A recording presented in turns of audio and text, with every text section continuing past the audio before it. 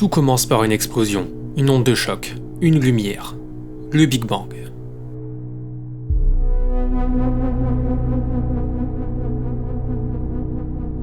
Puis, le silence.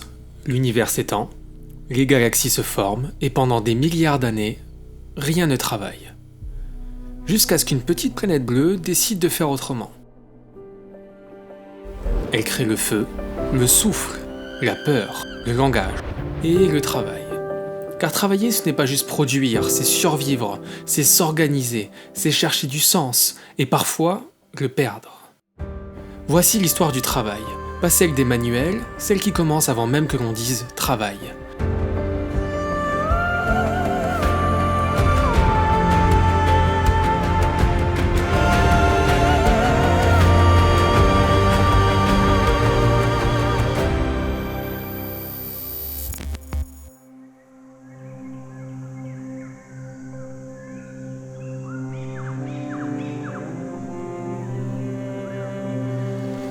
Avant les dieux, avant les pyramides, avant les villes et les salaires, il y avait la peur, le froid, la faim et la course, toujours.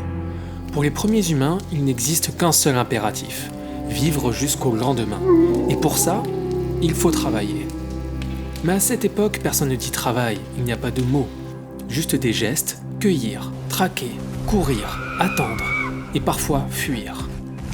L'effort est collectif, on vit en meute, parce qu'ensemble, on a plus de chance.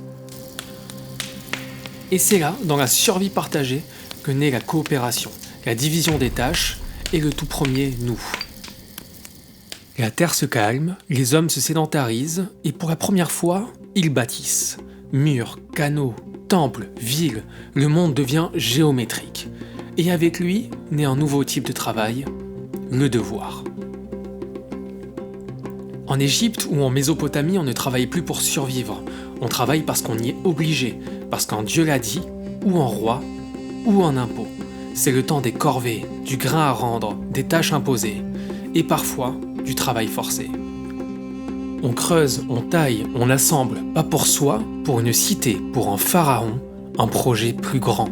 Travailler devient un acte social, mais aussi un acte de soumission. Ce n'est plus une action, c'est une obligation. Pourtant, ce système amène aussi un ordre nouveau. Des métiers se spécialisent, des castes se forment, le travail devient identité, fonction, place dans la société. Le sentiment d'utilité naît ici. Être scribe, artisan, boulanger donne une position sociale, une appartenance, mais aussi une pression, rester à sa place. Les premières civilisations inventent l'écriture, non pas pour raconter des histoires, mais pour comptabiliser les récoltes, organiser le travail, gérer les taxes. Le travail devient codifié, mesurable. Il sert l'État, la religion, l'ordre.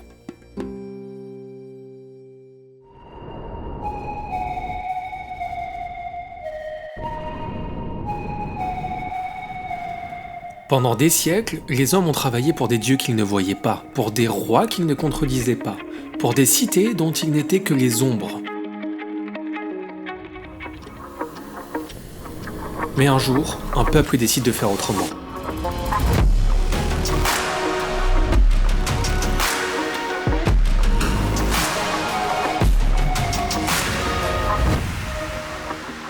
Bienvenue à Athènes, la cité des idées et des contradictions.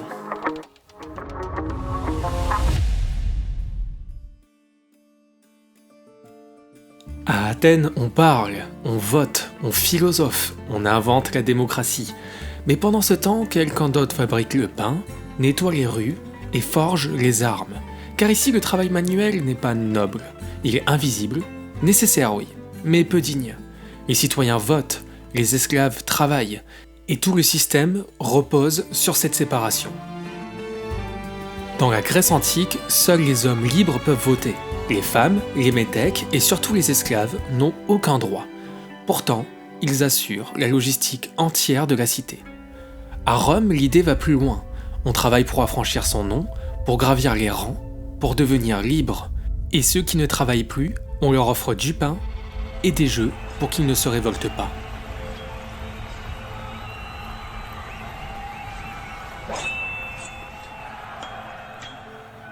Cette période révèle une fracture durable. Le travail utile ne rime pas encore avec prestige.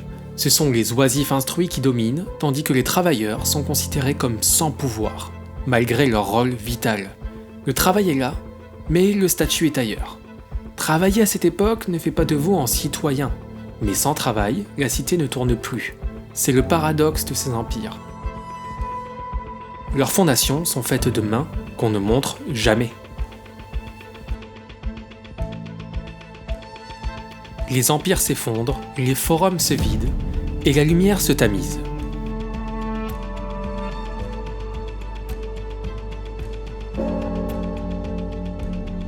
Le savoir se cache dans les monastères, la parole devient prière, et le travail devient pénitence. Voici venir en temps de silence, de foi et de labeur. Au Moyen-Âge, on ne travaille plus pour la cité, on travaille pour Dieu. Le monde est vertical. Dieu en haut, le roi sous lui, le seigneur sous le roi, et vous tout en bas. Travailler devient un devoir moral, un chemin vers le salut, car selon la Bible, tu gagneras ton pain à la sueur de ton front. Le travail n'est plus seulement utile, il est rédempteur, il purifie, il apprend la patience et la soumission.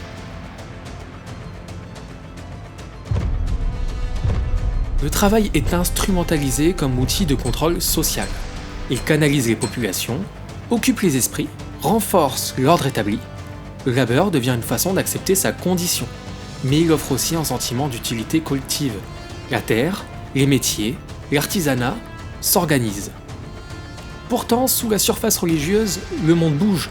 Les artisans se regroupent en guildes, les villes renaissent, les premiers salaires apparaissent, et les travailleurs commencent à parler entre eux. Lentement, le travail devient une affaire d'hommes, et non plus seulement d'ordre divin. Mais rien ne nous prépare à ce qui vient, ni les seigneurs, ni les moines, ni les artisans, car bientôt le travail n'aura plus d'odeur de bois, mais de fer et de charbon.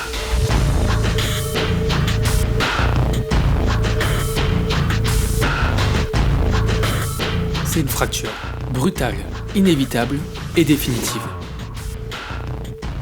À la fin du XVIIIe siècle, le monde s'emballe, la machine remplace le geste et le travail devient un rouage. Avant, on travaillait avec la lumière du jour, maintenant on travaille à l'heure. Avant, on servait en village, désormais on obéit à un chronomètre et à un patron. La révolution industrielle invente l'usine, le salariat, la division des gestes, la production à la chaîne.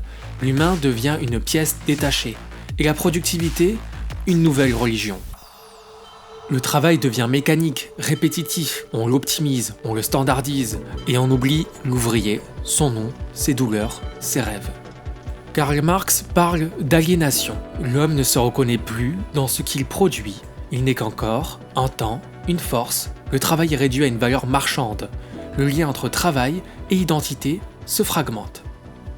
Le 19e siècle invente le travail de masse, mais aussi la fatigue de masse, la révolte de masse et les premières luttes. On réclame un jour de repos, un salaire décent, un peu d'humanité dans les chiffres.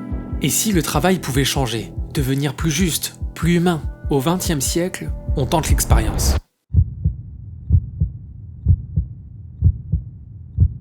Après la machine vient l'homme, et avec lui une exigence, être respecté, écouté, protégé. Le XXe siècle marque une rupture. Le travail n'est plus une fatalité, il devient un combat, un droit, et parfois une source d'espoir. Le XXe siècle introduit les congés payés en 1936, la semaine de 40 heures, la sécurité sociale en 1945, les syndicats puissants et le contrat de travail. C'est la montée du droit collectif. Le travail devient protégé. On gagne du temps, des vacances, des horaires, des pauses, et petit à petit, on redonne un peu de souffle à l'ouvrier. Pour la première fois, on parle de bien-être au travail, de sécurité, de respect, et même de plaisir. On passe de la survie à la réalisation. La pyramide de Maslow prend son sens. Sécurité, appartenance, estime, accomplissement. Le travail devient un levier de dignité, parfois d'identité profonde. Et dans les années 60-70, une idée germe. Et si travailler pouvait aussi faire grandir? Et si derrière la fiche de poste, il y avait une vocation? enseignants, médecins, artisans, artistes. On ne travaille plus seulement pour vivre, on travaille pour s'exprimer, pour créer, pour transmettre. Mais l'élan ne durera pas, car très vite, un nouveau monde arrive. Un monde sans mur, sans horaire, sans pause. Au début, c'est pratique. Envoyer un mail, travailler de chez soi, répondre à un message depuis la plage. Et peu à peu, le bureau s'est glissé dans nos poches, puis dans nos lits, puis dans nos têtes. L'espace-temps du travail éclate. Le cerveau n'a plus de signal clair pour arrêter. Résultat, fatigue mentale, surcharge cognitive, perte de frontières.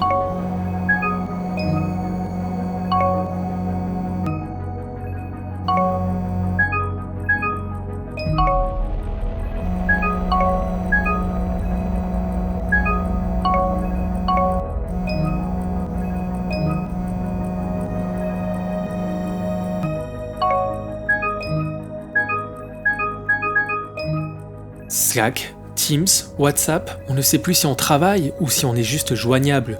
Le travail est devenu liquide, incessant, insaisissable. L'anthropologue David Graeber parle de bullshit jobs, des emplois perçus comme inutiles, vides de sens, mais maintenus artificiellement. Le travail devient absurde pour beaucoup. Il remplit l'agenda, mais vide le sens. On ne sait plus très bien pourquoi on travaille, ni pour qui, ni à quoi ça sert, mais on le fait, parce qu'il faut bien, parce que c'est comme ça, parce qu'on n'a pas le temps de s'arrêter.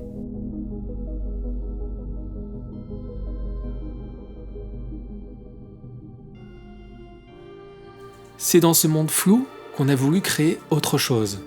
Un univers, un espace pour souffler, se retrouver, rire, écouter, créer du lien. Frogs and Roses, ce n'est pas une fuite. C'est un moment pour mettre du sens dans les journées, à travers des jeux de cohésion, des séminaires, des playlists, des newsletters inspirantes. Et bientôt, oui, une madeleine encore tiède. Parce que bien travailler, ça commence par se sentir bien, ensemble.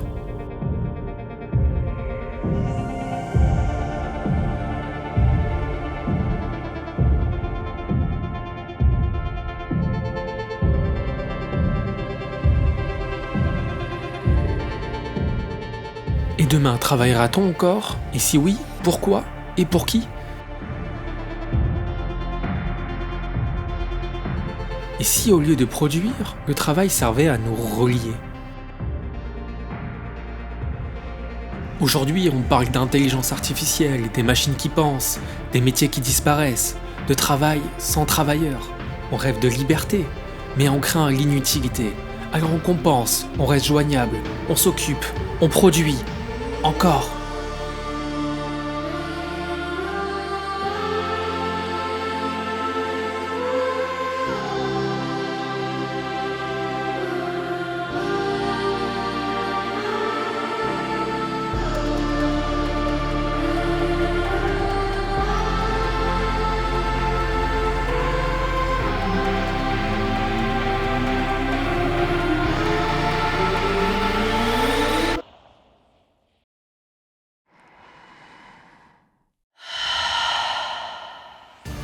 Le travail reste un pilier identitaire, tout le monde pose cette question. Qu'est-ce que tu fais dans la vie? Mais si ce pilier s'effondre, que reste-t-il? Certains appellent à ralentir, d'autres s'accrochent. Et si demain, le vrai luxe n'était pas de gagner plus, mais d'avoir le temps? Du temps pour créer, pour apprendre, pour transmettre, pour s'engager, pour prendre soin. Le travail ne disparaîtra peut-être jamais, mais il peut changer de forme, changer de rythme, changer de rôle. Travailler, ce ne sera peut-être plus produire, mais relier, soutenir, inventer, respirer, ensemble. Et peut-être qu'un jour, le bureau ne sera plus un lieu où on s'épuise, mais un lieu où on partage, un café, une idée, un silence, un espace où le travail redevient humain, tout simplement. Cette histoire n'a pas de fin, parce que tant qu'il y aura des humains, il y aura des façons de faire ensemble, des façons de faire du bien. Et peut-être que c'est ça, le vrai travail.